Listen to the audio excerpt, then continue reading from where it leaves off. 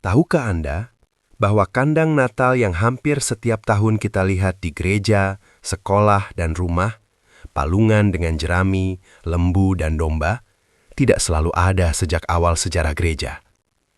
Tradisi yang kini terasa begitu biasa itu sebenarnya lahir dari sebuah peristiwa yang sangat sederhana, namun penuh daya rohani. Sebuah peristiwa yang terjadi lebih dari 800 tahun lalu, di sebuah desa kecil bernama Greccio, Italia.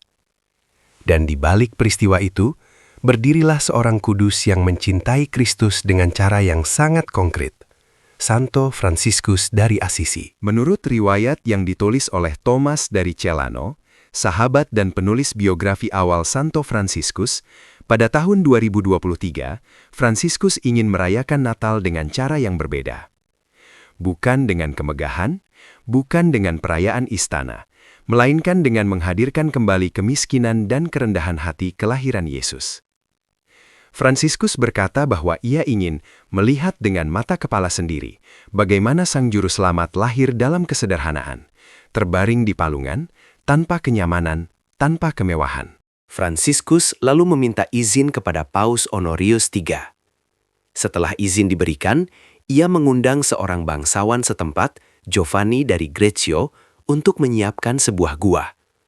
Tidak ada patung bayi Yesus, tidak ada dekorasi megah, hanya sebuah palungan kosong, jerami, seekor lembu, dan seekor keledai, persis seperti yang dikisahkan Injil. Pada malam Natal, penduduk desa datang membawa obor dan lilin. Gua itu bercahaya dalam kegelapan malam. Misa kudus dirayakan di depan palungan itu. Menurut Thomas dari Celano, saat Fransiskus memandang palungan, ia menangis, bukan karena sedih, melainkan karena hatinya diluapi sukacita dan cinta akan Kristus yang merendahkan diri.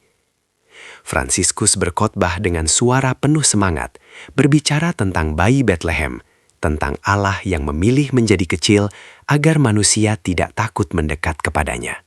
Celano menulis bahwa malam itu bukan sekedar pertunjukan visual, itu adalah pengalaman iman.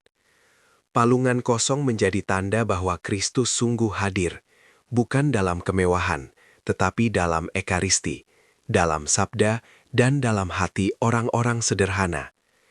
Sejak peristiwa itulah, visualisasi Natal mulai menyebar ke berbagai tempat, bukan sebagai dekorasi, melainkan sebagai katekesis kehidupan, cara melihat, menyentuh, dan merenungkan misteri inkarnasi.